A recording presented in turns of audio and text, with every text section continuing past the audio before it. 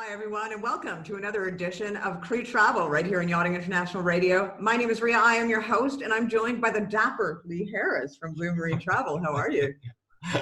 Very good, thanks, Ria. The fabulous Ria, I should say.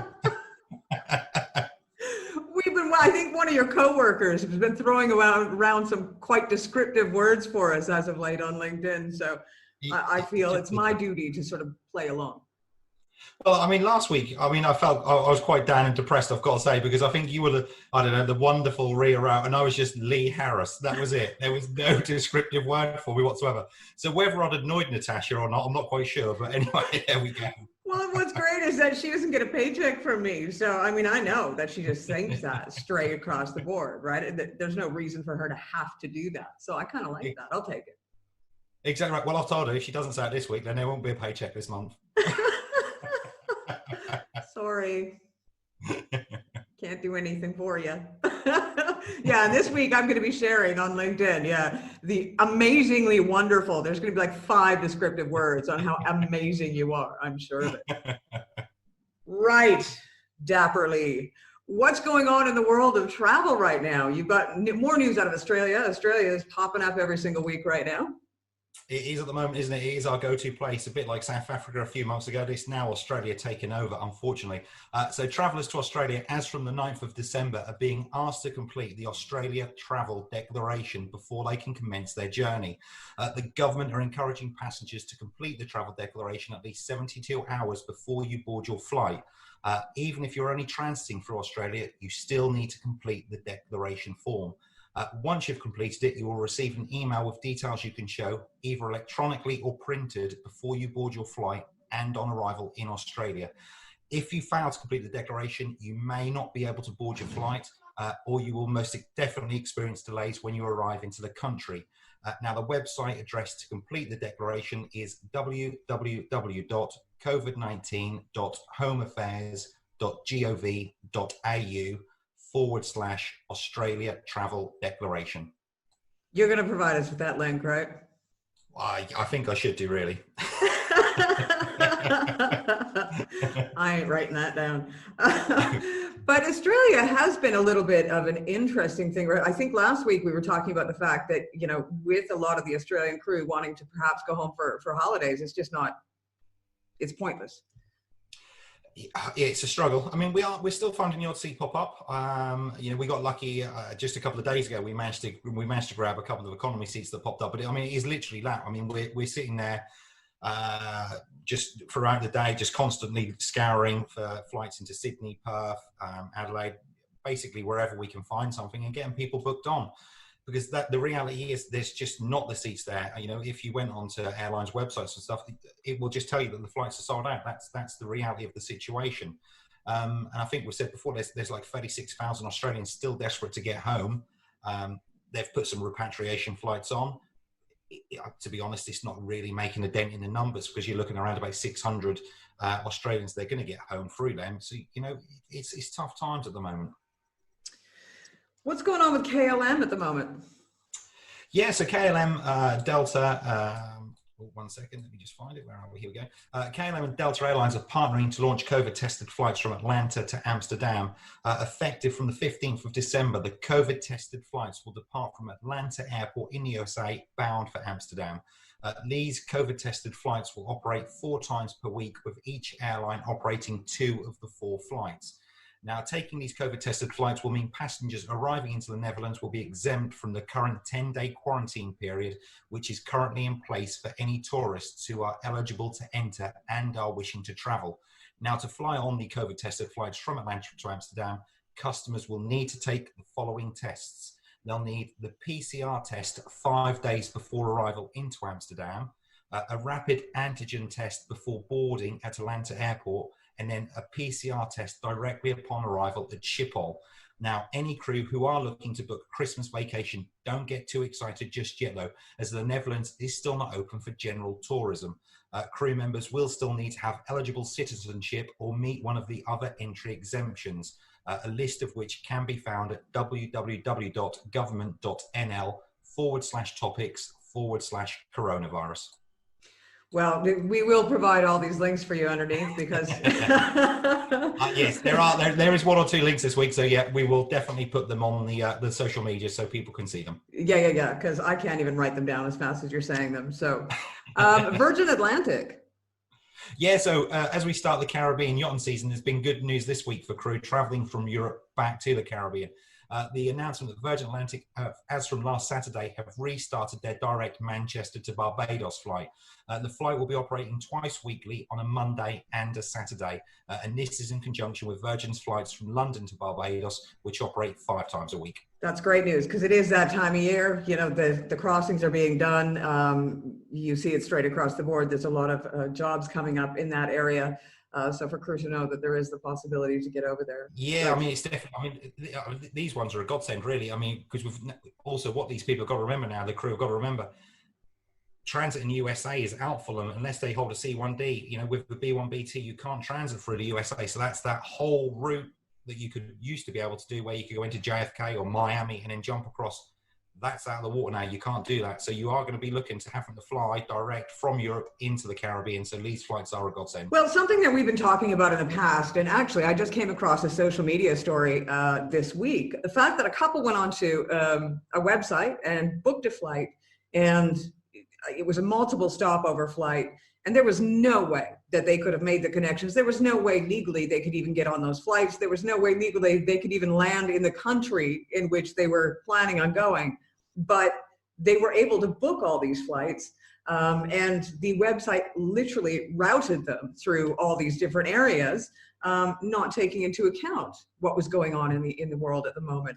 And I think it was something like $10,000 American that they ended up spending, and they don't know if they're going to get that back.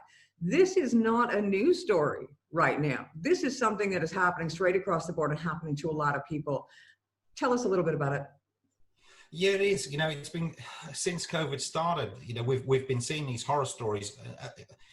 It's good news. It's been picked up this week. In all honesty, it's probably five months too late. It should have been picked up sooner. But yeah, these booking website engines, they've not got the power to understand and the algorithms. And like we were talking off air, the story that you were talking about, the company, the website, they actually admitted for the first time this week that the algorithms that they use on their booking websites, it just can't handle and it can't take into account what is possible and what's not possible with regards to COVID travel restrictions. So the reality is, if you're booking anything on one of these search engines, you've got no way of knowing whether you can take that flight or not, unless you're in travel or unless you've researched to your heart's content, you know, double, triple checked every time. There's no guarantee that you're going to get on those flights, and you could be severely disappointed once you arrive at the airport. I know we've talked about it once or twice, you know, previous on that, sort of in between when we've been talking about other segments, but I can't reiterate enough how serious it is, and the amount of money that people are losing on these flights. You know, it's not just the fact that you can't go via a certain country or you can't transit somewhere. Again, we're still seeing the ghost, the phantom flights that are still operating, that are being sold on certain websites. And people are turning up to airports and they're being told, hang on, man, that flight's not been operating for 3 months. You know, so it is a real issue for people. And I can't stress enough, if you're going to be booking travel and you're not going through a marine agent, and this isn't just for seafarers as well, this is for the general public, if they want to go on holiday, speak to a travel agent who you can talk to over the telephone or who you can have email conversation with. They can reassure you, they can double, triple check any restrictions that are in place, so you know what you're going to be booking is what you're going to be able to travel on. Because if you're going through the booking websites, like we said, the algorithms cannot take into account what you can and can't do, so you are going to be severely disappointed. See, this is where it becomes questionable, because, you know, I can understand that with the computer booking system that they don't know, they aren't able to put in the algorithms whether or not you have to have a PCR test, what the links are, et cetera, et cetera. Okay, fine. But to still be legally allowed to sell a flight that they fully well know doesn't exist and hasn't for the past 3, 6, 9 months, they can take that off their website. They literally can take that off their website. They don't have to offer it at all. But the fact that they're allowed to do that, I think, is something that really needs to be addressed, because they know there's no flight there. It's difficult, and it's odd as well, because The one that was on the news story that you're talking about, I've got it on my social media as well. And I checked today just to go on their website and see if there was any disclaimer or anything that they've put on an ad, say, look, please be careful if you're booking on this website because we can't do this and we can't do that. There's literally nothing on there whatsoever to warn people that what they're booking, they could have issues with. Now that, to me, is a real problem. How you can honestly sit there and offer these flights that, people, look, everybody makes mistakes. I'm not going to say that with a travel agent that, an error might not occur, because it could do. It is tough times. It's tough for everybody. It's tough for travel agents as well. There's no denying that whatsoever. But it would be few and far between that would happen. Whereas we're seeing numerous occasions, on a weekly basis, that we're seeing that people are turning up to airports and these flights they can't take or they don't exist. So not to put anything on your website, to at least put a disclaimer to warn people, it's negligence of the highest order. Well, completely, because the flight doesn't exist. You're selling, it would be like, I don't know, I'm selling t-shirts, but I know that I don't have t-shirts, but I'm gonna take your money anyway. When you get really basic, but yeah, I don't know who looks after those sort of things, but they should definitely take care of that. Crew questions. We have one this week that's a little bit questionable. It's a good question, and I looked into it and we've got an answer. I'm not going to lie, I'm not none the wiser actually after reading through it, but I'm sure it's going to make sense to all the seafarers out there. They're going to know what we're talking about. Me, simple me, not quite so sure, but here we go anyway. So we received an email. We didn't get the name of the person who sent the email in, unfortunately, but it pertained to whether seafarers could still enter Brazil with their seaman discharge book. Now, I have done the digging, and as from the 1st of December, Brazil immigration requires a seafarer's identity document, which is shortened to SID, for all foreign seafarers entering Brazil. Now, the SID is the product of the International Labour Organization Convention number 185, otherwise known as the Seafarer's Identity Document Convention and the STCW Convention. Now, the Seaman's Book is no longer accepted by Brazil immigration authorities to enter or exit Brazil, or to be used as an official document when trying to get an exemption from a temporary visa. You will need to have the SID document to be allowed entry into the country. Okay. I didn't follow that at all, but sure. Me neither, but I'm sure everybody out there who is listening knows exactly what a SID document is. Well, and to be fair, the juvenile part of me, every single time you say seaman, I just want to laugh. Brilliant, isn't it? A seaman discharge book. I mean, you can't get a better name. Oh, I'm going to be cursed for that on a Sunday. Well, Lee, as always, it's been an absolute pleasure, and I am going to make sure that we provide every single one of those various links down below. And I would definitely make sure that you don't book through a website, because the horror stories are just popping up left, right, and center. And it's not getting better, it's getting worse. And now finally it's being brought to national attention or international attention, and I think that's a good thing. But I would suggest to go to somebody like Lee or another company. It doesn't matter. It doesn't have to be Blue Marine Travel, but if you are worried about your pocketbook and worried about ever seeing your money again, I would suggest going through a company that can circumnavigate what is going on around the globe with flights and restrictions right now.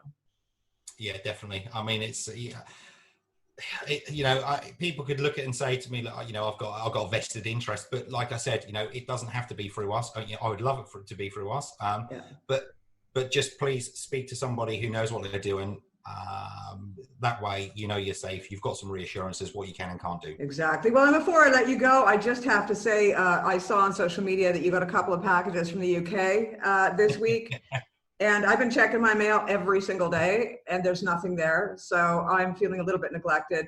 Just, Well, I know I'll just quickly give a shout out to my mum. I am a mummy's boy. I will give a shout out to my mum because she did send me lots of lovely stuff. Not just me, I've got to say, and my kids as well. I didn't eat it all, but she did send me out some lovely parcels. So thank you ever so much. And Mum, if you are listening, Rhea would love some Bakewell tart. There you go. So Lee's mom rocks, and I'll send you my address. Wink, wink, nudge, nudge. Perfect. Wonderful, Lee. Well, I am looking forward to seeing you again next week. Let's hope that we have some great travel news. Again, I mean, we've had some good travel news this week and some bad. hopefully we'll have some great travel news next week, especially coming up close to the Christmas holidays. Once again, you've been watching another edition of Crew Travel right here on Yachting International Radio. My name is Ria. I have been your host. Please tune in again next week.